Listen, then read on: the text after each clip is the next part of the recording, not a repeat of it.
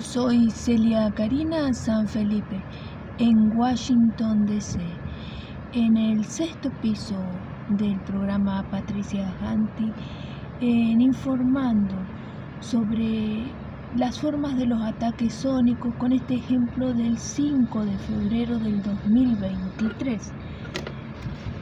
Aquí la grabación. La creatividad del ataque sónico es muy variable. Son artistas en la creación de los ataques sónicos en el programa Patricia Hanti. Incluso no solo cambian las metodologías de atacar sónicamente, a mi descanso, a mi estudio,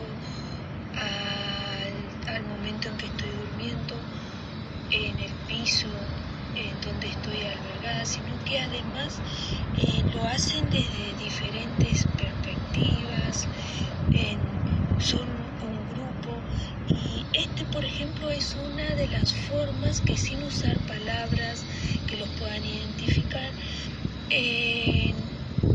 a primera hora de la mañana hace en este audio, se escucha la muestra de golpes en la pared a primera hora de la mañana.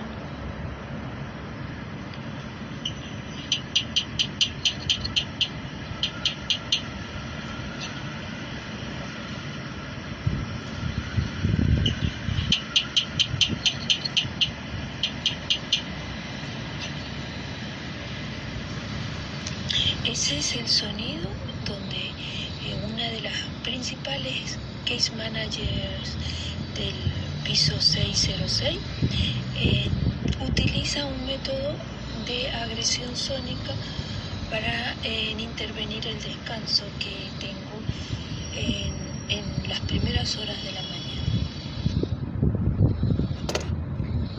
Los ataques sónicos están rondando entre las 5:30 de la mañana y las 8:30 de la mañana.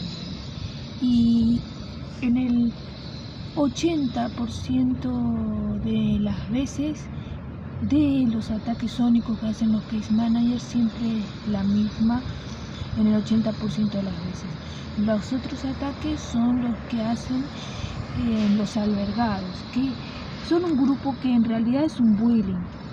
Bien, los dejo y seguiremos con estos informes sobre el shelter del terror.